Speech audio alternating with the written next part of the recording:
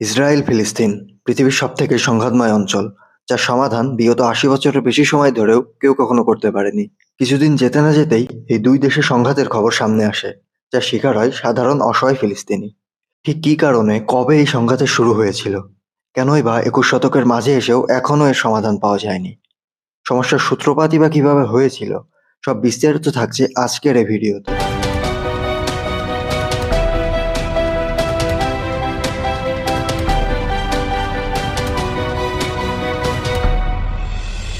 Israel ফিলিস্তিন কনফ্লিক্টের শুরু কোথা থেকে হয়েছিল তা জানতে আমাদের ফিরে যেতে হবে খ্রিস্টপূর্বাব্দ 1047 সালে। তখন এই জায়গাটি কিংডম অব ইসরায়েল হিসাবে ছিল, যেটি ছিল ইহুদিদের বাসভূমি, এবং ইহুদিরাই এই অঞ্চলকে শাসন করত।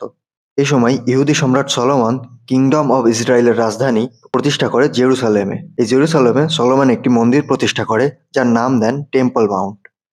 তখন থেকেই ইহুদিরা সেখানে প্রার্থনা করতে যেত, এবং জেরুসালেম তাদের কাছে পবিত্র একটি স্থান হয়ে ওঠে। এরপর যখন 586 খ্রিস্টপূর্বাব্দে ব্যাবিলনীয়রা এই স্থানে দখল নেয়, তখন তারা টেম্পল মাউন্টকে ভেঙে ফেলে। কিন্তু পারসিক শাসকগণ ওই অঞ্চলে এসে মন্দিরটিকে পুনর্নির্মাণ করেন। এরপর রোমান শাসকগণ ক্ষমতায় এসে পুনরায় তারা ওই মন্দিরকে ভেঙে ফেলে। যদিও তার কিছু ধ্বংসাবশেষ তখনও থেকে যায়, এই রোমান সাম্রাজ্যে ইহুদিরা কোণঠাসা হয়ে পড়ে। তাদের উপর অত্যাচার শুরু সেই তখন থেকেই। তখন অনেক ইহুদি নিজেদের রক্ষা করার জন্য তাদের আবাসস্থল ছেড়ে ইউরোপের বিভিন্ন স্থানে আশ্রয় নিয়ে বসবাস শুরু করে। আর জেরুসালেমে যেসব ইহুদিরা বেঁচে ছিল, তার মধ্যেই একটি পরিবারে জন্ম নেয় যিশু। রোমান সাম্রাজ্যের মধ্যে বড় হতে থাকা যিশু শুরু করে নতুন এক জীবন দর্শন। ধীরে ধীরে তার অনুসারী বাড়তে থাকে। তার নতুন মত, নতুন পথে আকৃষ্ট হয়ে অনেক মানুষ তার সাথে আসতে থাকে। এভাবেই বিস্তার পেতে থাকে খ্রিস্ট ধর্ম। যিশু এই ধর্মের মহাপুরুষ। কিন্তু ইহুদিরা এটাকে ভালো চোখে দেখেনি। তারা যিশুকে ক্রুশে বিদ্ধ করে হত্যা করে। এর ফলে ইহুদিদের উপর খ্রিস্টানদের ক্ষোভ জমতে শুরু করে। এখনো খ্রিস্টান ধর্মানুসারীরা যিশুকে হত্যার দায় ইহুদিদের দোষী মনে করে। এরপর ৩০৭ খ্রিস্টাব্দে রোমান সাম্রাজ্যের সম্রাট হন কনস্টান্টিন। তিনিই প্রথম রোমান সম্রাট যিনি খ্রিস্ট ধর্ম গ্রহণ করেছিলেন। যিশুর মতাদর্শ দ্বারা অনুপ্রাণিত হয়েছিলেন। তিনিও ইহুদিদের দোষী মনে করতেন, এবং তার ভয়ে ইহুদিরা আবার রোমান সাম্রাজ্য ছেড়ে পালিয়ে যেতে শুরু করে। এভাবেই আস্তে আস্তে ইহুদিরা তাদের বাসভূমি ছেড়ে পুরো ইউরোপের বিভিন্ন প্রান্তে ছড়িয়ে যায়। যিশুকে যে স্থানে ক্রুশবিদ্ধ করা হয়েছিল, সেখানে রোমান সম্রাট Constantine the great church of the holy sepulchre নির্মাণ করেন। তখন থেকে খ্রিস্টানদের কাছেও এটি পবিত্র স্থান হয়ে ওঠে। এরপর রোমানদের হারিয়ে আরবরা ওই স্থানে শাসন শুরু করে। আরবরা যেখানে ইহুদিদের টেম্পল মাউন্ট ছিল, সেখানে আল আকাসা মসজিদ ও ডোম অব দ্য রক নির্মাণ করেন। এখানে এগুলো নির্মাণের কারণ হলো, এখানে মহানবী হযরত মুহাম্মদ সাল্লাল্লাহু আলাইহি ওয়াসাল্লাম প্রার্থনা করেছিলেন এবং একটা পাথরের উপর পা রেখে জান্নাতে প্রবেশ করেছিলেন। তো যেখানে বসে তিনি প্রার্থনা করেছিলেন, সেখানে আল আকাসা মসজিদ, ও যে পাথরের উপর পা রেখে জান্নাতে প্রবেশ করেছিলেন, সেখানে ডোম অব দ্য রক নির্মাণ করা হয়। এই জায়গার পাশে ইহুদিদের টেম্পল মাউন্টের ধ্বংসাবশেষ হিসেবে দেওয়াল ছিল। এই পুরো জায়গাটা ইহুদিদের কাছে টেম্পল মাউন্ট ও মুসলিমদের কাছে হারাম আল শারিফ নামে পরিচিত। এভাবেই এই জায়গাটি খ্রিস্টান, ইহুদি ও মুসলমান এই তিন ধর্মানুসারীদের কাছে খুবই পবিত্র ও গুরুত্বপূর্ণ স্থান হয়ে ওঠে। আল আগাসা মসজিদে অমুসলিমদের প্রবেশ সম্পূর্ণ নিষিদ্ধ। ইহুদিরা টেম্পল মাউন্টের ভাঙা দেওয়ালের কাছে প্রার্থনা করতে পারে। তার 2 কিলোমিটারের মধ্যে অবস্থিত খ্রিস্টানদের চার্চ অব দ্য হোলি সেপালকার। মোটামুটি এই 37 একর জমির মধ্যেই হয়ে ওঠে তিন ধর্মের পবিত্র স্থান। কিন্তু তখনও সব ধর্মানুসারীরাই এখানে শান্তিপূর্ণভাবে বসবাস করত। ইহুদি ও মুসলিম ধর্মের মধ্যে অনেক সাদৃশ্য থাকায় খুব একটা সমস্যা হতো না।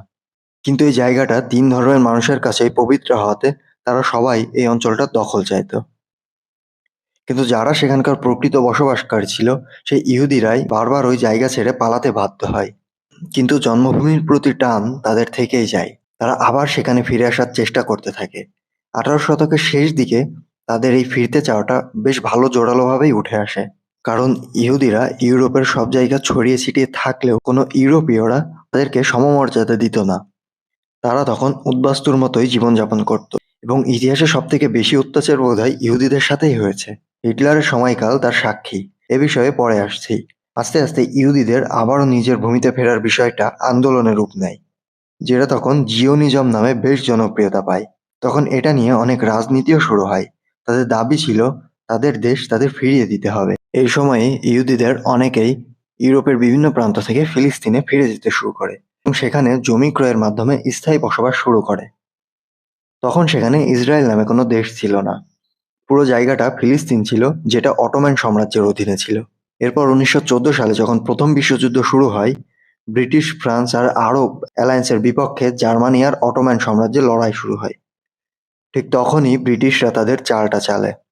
আরবদের আগে থেকেই পুরো মুসলিমদের শাসন করার স্বপ্ন ছিল। ব্রিটিশরা তাদের বলে যে তাদের পক্ষে যোগ দিয়ে অটোম্যানদের হারিয়ে দিলে ফিলিস্তিনকে আরবদের দিয়ে দেবে। এই কথা ইহুদিদেরও বলে যে তোমরা আমাদের পক্ষে যুদ্ধ করো, তাহলে ফিলিস্তিনে তোমাদের আলাদা দেশ বানিয়ে দেওয়া হবে। এদিকে ব্রিটিশরা গোপনে ফ্রান্সের সাথেও চুক্তি করে যে যুদ্ধে জিতলে মধ্যপ্রাচ্যের অঞ্চলগুলি তারা নিজেদের মধ্যে ভাগাভাগি করে নেবে। যুদ্ধে ব্রিটিশরা জিতে যায় এবং ফ্রান্সের সাথে চুক্তি অনুযায়ী মধ্যপ্রাচ্যের অঞ্চলগুলি আধা-আধি ভাগ করে নেয়। তখন পুরো ফিলিস্তিন চলে যায় ব্রিটিশদের অধীনে। 1917 থেকে 1948 সাল পর্যন্ত ব্রিটিশরা এখানে রাজত্ব চালায়। এর মধ্যেই জার্মানিতে হিটলারের ক্ষমতা বাড়তে শুরু করে, পুরো ইউরোপেই তার প্রভাব বিস্তার শুরু করে। হিটলার ইহুদিদের হত্যা করতে শুরু করে। ইহুদিদের মধ্যে একটি প্রথা ছিল যে জন্মসূত্র অনুযায়ী কেউ ইহুদি হতে পারবে, অন্য ধর্মের কেউ ধর্মান্তরিত হয়ে ইহুদি হতে পারবে না। হিটলার তাই ভেবেছিল ইহুদিদের সবাইকে হত্যা করে ফেললে আর ইহুদি ধর্মের অস্তিত্বই থাকবে না। তখন ইহুদিরা প্রাণ ভয়ে আবার ফিলিস্তিনে ফিরে যেতে শুরু করে। সেটাই ছিল তাদের একমাত্র নিরাপদ জায়গা। ব্রিটিশরা প্রথমে এটা মেনে নিলেও পরে ইহুদিদের সেখানে আসতে বাধা দেয়। যদিও ব্রিটিশরা তাদের সাথে চুক্তি করেছিল যে তাদের আলাদা দেশ দেওয়া হবে, ইহুদিরা তখন ইসরায়েল রাষ্ট্রের দাবি শুরু করে। এদিকে ফিলিস্তিনিরাও তখন ব্রিটিশদের থেকে স্বাধীনতার দাবি শুরু করে। দুপক্ষের চাপে পড়ে ব্রিটিশরা তখন ওই অঞ্চল থেকে হাত তুলে পুরো ব্যাপারটা জাতিসংঘের হাতে তুলে দেয়।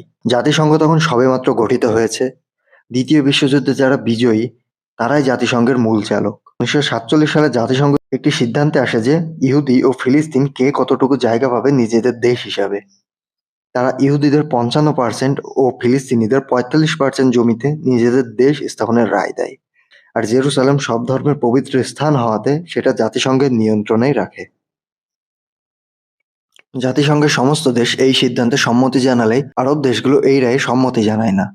তো এই সিদ্ধান্তে ইহুদিরা অনেক খুশি হয়, কারণ হাজার বছর ধরে উদ্বাস্তু থাকার পরে তাদের নিজেরা একটা দেশ পাচ্ছে। তারা নিজেদের দেশের নাম রাখে ইসরায়েল। এভাবেই ইসরায়েল রাষ্ট্রের জন্ম হয়। কিন্তু এতে বাকি আরব দেশগুলো একটুও খুশি হয় না। ব্রিটিশরা ওই অঞ্চল ছাড়ার সাথে সাথে মুসলিম দেশগুলো সদ্য গঠিত ইসরায়েলের ওপর হামলা চালায়। এই যুদ্ধটা খুবই তাৎপর্যপূর্ণ ছিল, কারণ মিশর, ইরান, সৌদি আরব, ইয়েমেন, জর্ডান, লেবানন, সিরিয়া মিলে ছোট্ট ইসরায়েলের ওপর হামলা শুরু করে। সবাই ভেবেছিল আরব দেশগুলো সহজেই জিতে যাবে, কিন্তু সবাইকে অবাক করে দিয়ে ইসরায়েল এই যুদ্ধে জিতে যায়। ইসরায়েলের এই যুদ্ধ জয়ের পেছনের কারণ যদি ধরা হয়, তো কিছু বছর আগেই ইহুদিরা দেখেছে পুরো পৃথিবী তাদের কোন নজরে দেখে।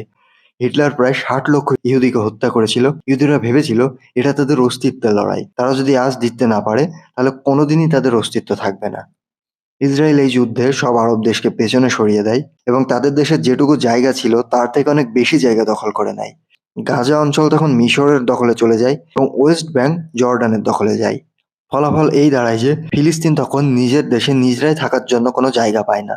7 লক্ষ ফিলিস্তিনি তখন আরব দেশে রিফিউজি হিসেবে আশ্রিত হয়। 1964 সালে ফিলিস্তিনে প্রতিষ্ঠিত হয় পিএলও বা প্যালেস্টাইন লিবারেশন অর্গানাইজেশন, যাদের উদ্দেশ্য সশস্ত্র সংগ্রামের মাধ্যমে নিজেদের দেশ অধিকার করা আর ইসরায়েল নামের দেশকে মানচিত্র থেকে মুছে ফেলা। এই কারণে আমেরিকা ও ইসরায়েল শুরুর দিকে পিএলওকে আতঙ্কবাদী সংগঠন বলে ঘোষণা দেয়। 1967 সালে আরব দেশগুলোর সাথে ইসরায়েলের আরও একটি যুদ্ধ হয় যা 6 দিন স্থায়ী ছিল। ইসরায়েল এই যুদ্ধেও জিতে যায় এবং পুরো প্যালেস্টাইন অঞ্চল সহ মিশরের কিছু অঞ্চল নিজেদের দখলে করে নেয়। 1974 সালে আরব দেশগুলো পিএলওকে স্বীকৃতি দেয় ফিলিস্তিনের প্রতিনিধি হিসাবে। 1974 সালে মিশর ও ইসরায়েলের মধ্যে সর্বপ্রথম শান্তি চুক্তি সম্পন্ন হয়। মিশর আরব দেশ হিসেবে ইসরায়েলকে স্বীকৃতি দেয়। যদিও 1949 সালেই প্রথম মুসলিম দেশ হিসাবে তুরস্ক ইসরায়েলকে স্বীকৃতি দিয়েছিল। এরপর ইসরায়েল যেসব অঞ্চল মিশর থেকে দখল করেছিল তা মিশরকে ফিরিয়ে দেয়। দুদেশের প্রেসিডেন্টকে শান্তিতে নোবেল দেওয়া হয়, কিন্তু এর 2 বছর পরেই মিশরের প্রেসিডেন্ট আনোয়ার সাদাতকে গুপ্তঘাতক দ্বারা হত্যা করা হয়। ইসরায়েলের লোকেরা ওয়েস্ট ব্যাংক ও গাজাতে স্থায়ীভাবে বসবাসের জন্য বাড়িঘর বানানো শুরু করে দেয়। 1992 সালে ইসরায়েলের প্রেসিডেন্ট হয় জিটজাক রবিন। তিনি বলেন যে পিএলও কোনো সন্ত্রাসবাদী সংগঠন নয়, এরা নিজেদের দেশ চায় আর আমাদের উচিত এদের দেশ ফিরিয়ে দেওয়া। তখন দুপক্ষের মধ্যে সমঝোতা বেশ ভালো পর্যায়ে পৌঁছে যায়। ১৯৯৩ সালে অসলো অ্যাকর্ডসের মাধ্যমে দুপক্ষে সমঝোতায় আসে যে কিভাবে ফিলিস্তিন রাষ্ট্র পুনর্নির্মাণ করা যায়। এর প্রেক্ষিতে পরের বছর ফিলিস্তিনে সরকার গঠন করা হয়, যার নাম হয় প্যালেস্টিয়ান ন্যাশনাল অথরিটি। তখন জাতিসংঘের নির্ধারিত জায়গার মধ্যে ওয়েস্ট ব্যাংক আর গাজাতে কিছু খণ্ড খণ্ড টুকরো জায়গা ফিলিস্তিনিদের দেওয়া হয়। যেহেতু ওই জায়গাগুলোতে ইসরায়েলের জনগণও স্থায়ীভাবে বসবাস করা শুরু করে দিয়েছিল, তাই খুব জটিল প্রক্রিয়ায় সেখানে ভাগ-বাটোয়ারা করা হয়। এর মধ্যেই ১৯৮৭-তে ফিলিস্তিনে হামাস নামে আরও একটি সশস্ত্র বাহিনী প্রতিষ্ঠিত হয়। তারা পিএলওকে দুর্বল মনে করত। হামাস এই ভাগ-বাটোয়ারা দেখে একটুও খুশি হয় না এবং তারা বলে যে ইসরায়েল নামে কোনো দেশই থাকা উচিত না, পুরো জায়গাটাই ফিলিস্তিন হবে। তারা পিএলও এর উল্টো পথে হাঁটা শুরু করে। ঠিক তখনই ইসরায়েলের কিছু কট্টরপন্থী সমর্থক দ্বারা ইসরায়েলের প্রেসিডেন্ট জিটজাক রবিনকে হত্যা করা হয়।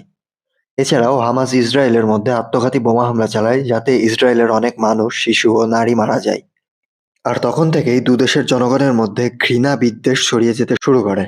ইসরায়েলের জনগণ নিজেদের নিরাপত্তা জোরদার করতে নিজেদের এরিয়া দেওয়াল দিয়ে ঘিরে দেয় এবং এতে ফিলিস্তিনিদের থাকা আরো কঠিন হয়ে যায়। ২০০৬ সালে পিএলওকে হারিয়ে ইলেকশন জিতে যায় হামাস। এর পরের বছর হামাস ও পিএলও, যার অন্য নাম ফাতা, এর মধ্যে একটি যুদ্ধ শুরু হয়। অর্থাৎ এতদিন যে দুটি দল নিজেদের দেশ অধিকারে লড়ছিল, তারা এখন নিজেদের মধ্যে ক্ষমতার লড়াই শুরু করে দেয়। দুদলের লোকেদের মধ্যেই মারামারি হানাহানি বাড়তে থাকে, যা যুদ্ধের রূপ নেয়। তখন থেকেই ফিলিস্তিন দুভাগে বিভক্ত হয়ে যায়। গাজা অঞ্চল, যেটা চলে যায় হামাসের দখলে, এবং ওয়েস্ট ব্যাংক ফাতাহের দখলে চলে যায়। কিন্তু গাজা অঞ্চলে হামাস সন্ত্রাসবাদী দলের মতোই চালাতে থাকে, যেখানে ওয়েস্ট ব্যাংক শান্তিপূর্ণভাবে ফাতাহের দখলে থাকে। কিন্তু কিছু কট্টরবাদী ইসরায়েলি লোক ওয়েস্ট ব্যাংক দখল করে নিচ্ছিল, যাতে ফিলিস্তিনিদের থাকার জায়গা কমে যায়, এবং কিছু কট্টরপন্থী ফিলিস্তিনি তখনও দাবি করছিল ইসরায়েল নামে কোনো দেশই থাকবে না। এভাবেই এখনো বিবাদ, যুদ্ধ, সংঘাত চলমান। তো বন্ধুরা, তোমাদের কি মতামত? কিভাবে সমাধান করা যেত এই সমস্যাটার? জাতিসংঘ দু দেশের মধ্যে যে বন্টন করেছিল, সেটা মেনে আরব দেশগুলো তখন যদি ইসরায়েলের উপর হামলা না করতো, তাহলে হয়তো এই বিবাদ সৃষ্টিই হতো না। অথবা জিটজাক রবিন ও ইয়াসির আরাফাত যে শান্তি চুক্তি করেছিল, সেটা যদি হামাস সহ বাকি সবাই মেনে নিত, তাহলেও হয়তো এই সমস্যার সমাধান হতো। কমেন্টে জানাও তোমাদের মতামত। আর ইসরায়েল ফিলিস্তিনের বর্তমান পরিস্থিতি সহ ইসরায়েল কিভাবে এত শক্তিশালী ও উন্নত টেকনোলজি সম্পন্ন দেশ হলো, তা নিয়ে পরবর্তী কোনো ভিডিওতে আলোচনা করা যাবে। ভিডিও ভালো লাগলে অবশ্যই লাইক করো, বন্ধুদের সাথে শেয়ার করো, এবং এরকম আরো অনেক ইনফরমেটিভ ভিডিও পেতে চ্যানেলটিকে সাবস্ক্রাইব করো। ধন্যবাদ।